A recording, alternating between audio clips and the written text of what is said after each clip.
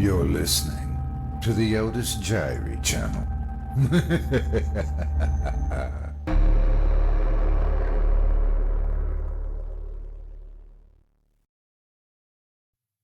The Hound by HP Lovecraft, performed by Otis Jiry. In my tortured ears there sounds unceasingly a nightmare whirring and flapping, and a faint, distant baying as of some gigantic hound. It is not dream, it is not, I fear, even madness, for too much has already happened to give me these merciful doubts. St. John is a mangled corpse. I alone know why, and such is my knowledge, that I am about to blow out my brains, for fear I shall be mangled in the same way. Down unlit and illimitable corridors of eldritch fantasy sweeps the black, shapeless nemesis that drives me to self-annihilation. May heaven forgive the folly and morbidity which led us both to so monstrous a fate. Wearied with the commonplaces of a prosaic world, where even the joys of romance and adventure soon grow stale, St. John and I had followed enthusiastically every aesthetic and intellectual movement which promised respite from our devastating ennui. The enigmas of the symbolists and the ecstasies of the pre-Raphaelites, all were ours in their time, but each new mood was drained too soon of its diverting novelty and appeal. Only the somber philosophy of the decadents could hold us, and this we found potent only by increasing gradually the depth and diabolism of our penetrations. Baudelaire and Huysmans were soon exhausted of thrills, till finally there remained for us only the more direct stimuli of unnatural personal experiences and adventures. It was this frightful emotional need which led us eventually to that detestable course, which even in my present fear I mention with shame and timidity, that hideous extremity of human outrage, the abhorred practice of grave robbing. I cannot reveal the details of our shocking expeditions, or catalogue even partly the worst of the trophies adorning the nameless museum we prepared in the great stone house where we jointly dwelt, alone and servantless. Our museum was a blasphemous, unthinkable place, where, with the satanic taste of neurotic virtuosi, we had assembled a universe of terror and decay to excite our jaded sensibilities. It was a secret room, far, far underground, where a huge winged demon carven of basalt and onyx vomited from wide grinning mouths weird green and orange light, and hidden mnemonic pipes ruffled into kaleidoscope dances of death, the lines of red carnal things hand in hand, woven in voluminous black hangings. Through these pipes came at will the odors of our mood most craved, sometimes the scent of pale funeral lilies, sometimes the narcotic incense of imagined Eastern shrines of the kingly dead, and sometimes, how I shudder to recall it, the frightful soul-upheaving stenches of the uncovered grave. Around the walls of this repellent chamber were cases of antique mummies alternating with calmly lifelike bodies perfectly stuffed and cured by the taxidermist art, and with headstones snatched from the oldest churchyards of the world. Niches here and there contained skulls of all shapes, and heads preserved in various stages of dissolution. There one might find the rotting bald pates of famous noblemen, and the fresh and radiantly golden heads of new-buried children. Statues and paintings there were, all of fiendish subjects, some executed by St. John and myself. A locked portfolio bound in tan human skin held certain unknown and unnameable drawings which it was rumored Goya had perpetrated, but dared not acknowledge. There were nauseous musical instruments, stringed, brass, and woodwind, on which St. John and I sometimes produced dissonances of exquisite morbidity and cacodemoniacal ghastliness, whilst in a multitude of inlaid ebony cabinets reposed the most incredible and unimaginable variety of tomb loot ever assembled by human madness and perversity. It is of this loot in particular that I must not speak. Thank God I had the courage to destroy it long before I thought of destroying myself. The predatory excursions on which we collected our unmentionable treasures were always artistically memorable events. We were no vulgar ghouls, but worked only under certain conditions of mood, landscape, environment, weather, season, and moonlight. These pastimes were to us the most exquisite form of aesthetic expression, and we gave their details a fastidious technical care. An inappropriate hour, a jarring lightning effect, or a clumsy manipulation of the damp sod would almost totally destroy for us that ecstatic titillation which followed the exhumation of some ominous, grinning secret of the earth. Our quest for novel scenes and piquant conditions were feverish and insatiate. St. John was always the leader, and he it was who led the way at last to that mocking, that accursed spot which brought us our hideous and inevitable doom. By what malign fatality we were lured to that terrible Holland churchyard? I think it was the dark rumor and legendary, the tales of one buried for 5 centuries, who had himself been a ghoul in his time, and had stolen a potent thing from a mighty sepulchre. I can recall the scene in these final moments, the pale autumnal moon over the graves, casting long, horrible shadows, the grotesque trees drooping sullenly to meet the neglected grass and the crumbling slabs, the vast legions of strangely colossal bats that flew against the moon, the antique ivied church pointing a huge spectral finger at the livid sky, the phosphorescent insects that danced like death fires under the yews in a distant corner, the odors of mold, vegetation, and less explicable things that mingled feebly with the night wind from over far swamps and seas, and worst of all, the faint, deep-toned baying of some gigantic hound, which we could neither see nor definitely place. As we heard this suggestion of baying, we shuddered, remembering the tales of the peasantry, for he whom we sought had centuries before been found in this self-same spot, torn and mangled by the claws and teeth of some unspeakable beast. I remembered how we delved into this ghoul's grave with our spades, and how we thrilled at the picture of ourselves, the grave, the pale watching moon, the horrible shadows, the grotesque trees, the titanic bats, the antique church, the dancing death fires, the sickening odors, the gently moaning night wind, and the strange half-heard, directionless baying of whose objective existence we could scarcely be sure.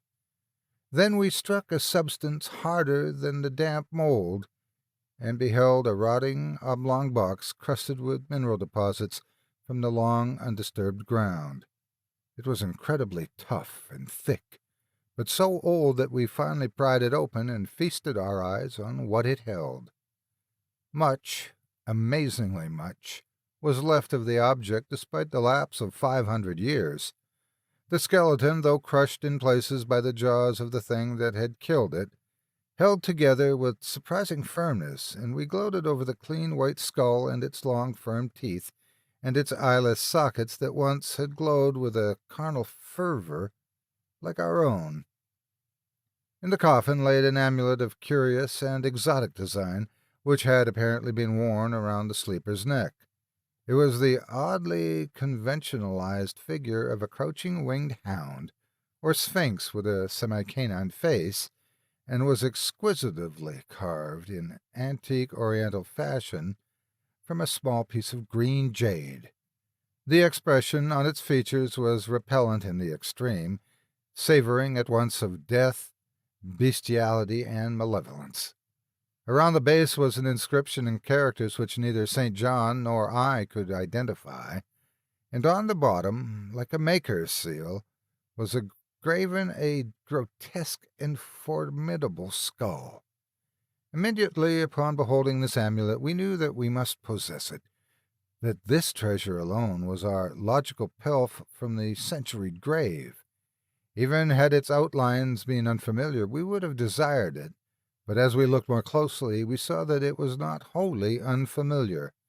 Alien it indeed was to all art and literature, which sane and balanced readers know, but we recognized it as the thing hinted of in the forbidden Necronomicon of the mad Arab Abdul al-Hazred, the ghastly soul symbol of the corpse-eating cult of inaccessible Ling in Central Asia. All too well did we trace the sinister lineaments described by the old Arab demonologist. Lineaments, he wrote, drawn from some obscure supernatural manifestation of the souls of those who vexed and gnawed at the dead. Seizing the green jade object, we gave a last glance at the bleached and cavern-eyed face of its owner, and closed up the grave as we found it. As we hastened from that abhorrent spot, the stolen amulet in St. John's pocket, we thought we saw the bats descend in a body to the earth we had so lately rifled, as if seeking for some cursed and unholy nourishment. But the autumn moon shone weak and pale, and we could not be so sure. So, too, as we sailed the next day away from Holland to our home, we thought we heard the faint, distant baying of some gigantic hound in the background. But the autumn wind moaned sad and wan, and we could not be sure. Less than a week after our return to England, strange things began to happen. We lived as recluses, devoid of friends, alone, and without servants in a few rooms of an ancient manor house on a bleak and unfrequented moor, so that our doors were seldom disturbed by the knock of the visitor. Now, however, we were troubled by what seemed to be frequent fumblings in the night, not only around the doors, but around the windows also, upper as well as lower. Once we fancied that a large, opaque body darkened the library window when the moon was shining against it. At another time we thought we heard a whirring or flapping sound not far off. On each occasion investigation revealed nothing, and we began to ascribe the occurrences to imagination alone. That same curiously disturbed imagination, which still prolonged in our ears the faint, far baying we thought we had heard in the Holland churchyard. The jade amulet now reposed in a niche in our museum, and sometimes we burned strangely scented candles before it. We read much in Al-Hazred's Necronomicon about its properties and about the relation of ghouls' souls to the objects it symbolized, and were disturbed by what we read. Then terror came. On the night of September 24th, I heard a knock at my chamber door. Fancying it St. John's, I bade the knocker enter, but was answered only by a shrill laugh. There was no one in the corridor. When I aroused St. John from his sleep, he professed entire ignorance of the event, and became as worried as I. It was that night that the faint, distant baying over the moon became to us a certain and dreaded reality. 4 days later, whilst we both were in the hidden museum, there came a low, cautious scratching at the single door which led to the secret library staircase. Our alarm was now divided, for besides our fear of the unknown, we had always entertained a dread that our grisly collection might be discovered. Extinguishing all lights, we proceeded to the door and threw it suddenly open, whereupon we felt an unaccountable rush of air, and heard, as if receding far away, a queer combination of rustling, tittering, and articulated chatter. Whether we were mad, dreaming, or in our senses, we did not try to determine. we only realized with the blackest of apprehensions that the apparently disembodied chatter was beyond a doubt in the Dutch language. After that, we lived in growing horror and fascination. Mostly we held to the theory that we were jointly going mad from our life of unnatural excitements, but sometimes it pleased us more to dramatize ourselves as the victims of some creeping and appalling doom. Bizarre manifestations were now too frequent to count. Our lonely house was seemingly alive with the presence of some malign being whose nature we could not guess, and every night that demonic baying rolled over the windswept moor, always louder and louder. On October 29, we found, in the soft earth underneath the library window, a series of footsteps utterly impossible to describe. They were as baffling as the hordes of great bats which haunted the old manor house in unprecedented and increasing numbers. The horror reached a culmination on November 18, when St. John, walking home after dark from the distant railway station, was seized by some frightful carnivorous thing and torn to ribbons. His screams had reached the house, and I had hastened to the terrible scene in time to hear a whir of wings and see a vague, black, cloudy thing silhouetted against the rising moon. My friend was dying when I spoke to him, and he could not answer coherently. All he could do was to whisper, "The amulet! That damn thing!" Then he collapsed, an inert mass of mangled flesh. I buried him in the next midnight in one of our neglected gardens, and mumbled over his body one of the devilish rituals that he loved in life. And as I pronounced the last demonic sentence, I heard afar on the moor the faint baying of some gigantic hound. The moon was up, but I dared not look at it, and when I saw on the dim-lit moor a wide, nebulous shadow sweeping from mound to mound, I shut my eyes and threw myself face down upon the ground. When I arose, trembling, I know not how much later, I staggered into the house and made shocking obeisances before the enshrined amulet of green jade. Being now afraid to live alone in the ancient house on the moor, I departed on the following day for London, taking with me the amulet after destroying by fire and burial the rest of the impious collection in the museum. But after 3 nights I heard the baying again, and before a week was over, felt strange eyes upon me whenever it was dark. One evening, as I strolled on Victoria Embankment for some needed air, I saw a black shape obscure one of the reflections of the lamps in the water. A wind stronger than the night wind rushed by, and I knew that what had befallen St. John must soon befall me. The next day I carefully wrapped the green jade amulet and sailed for Holland. What mercy I might gain by returning the thing to its silent, sleeping owner, I knew not, but I felt that I must at least try any step conceivably logical.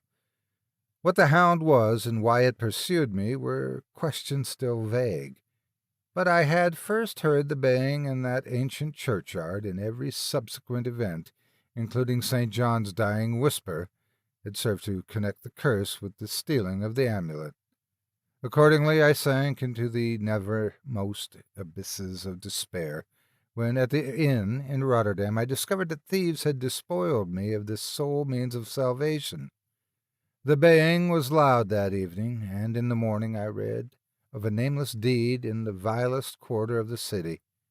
The rabble were in terror, for upon an evil tenement had fallen a red death beyond the foulest previous crime of the neighborhood. In a squalid thieves' den, an entire family had been torn to shreds by an unknown thing, which left no trace, and those around had heard all night, above the usual clamor of drunken voices, a faint, deep, insistent note of a gigantic hound. So at last I stood again in that unwholesome churchyard, where a pale winter moon cast hideous shadows, and leafless trees drooped sullenly to meet the withered, frosty grass and cracking slabs, and the ivied church pointed a jeering finger at the unfriendly sky, and the night wind howled maniacally from over frozen swamps and frigid seas. The baying was very faint now, and it ceased altogether as I approached the ancient grave I had once violated, and frightened away an abnormally large horde of bats which had been hovering curiously around it. I know not why I went thither unless to pray, or gibber out insane pleas and apologies to the calm white thing that lay within, but whatever my reason, I attacked the half-frozen sod with a desperation partly mine, and partly that of a dominating will outside myself. Excavation was much easier than I expected, though at one point I encountered a queer interruption, when a lean vulture darted down out of the cold sky and pecked frantically at the grave earth until I killed him with a blow of my spade. Finally, I reached the rotting oblong box and removed the damp, nitrous cover. This is the last rational act I ever performed. For crouched within that centuried coffin, embraced by a close-packed, nightmare retinue of huge, sinewy, sleeping bats, was the bony thing my friend and I had robbed, not clean and placid as we had seen it then, but covered with caked blood and shreds of alien flesh and hair, and leering sentiently at me with phosphorescent sockets and sharp, ensanguined fangs yawning twistedly in mockery of my inevitable doom. And when it gave from those grinning jaws a deep, sardonic bay, as of some gigantic hound, and I saw that it held in its gory, filthy claw the lost and fateful amulet of green jade, I merely screamed and ran away idiotically, my screams soon dissolving into peals of hysterical laughter. Madness rides the star wind, claws and teeth sharpened on centuries of corpses, dripping death astride a bacchanal of bats from night-black ruins of temples buried of Belial. Now, as the baying of that dead fleshless monstrosity grows louder and louder, and the stealthy whirring and flapping of those accursed web wings circles closer and closer, I shall seek with my revolver the oblivion which is my only refuge from the unnamed and unnameable.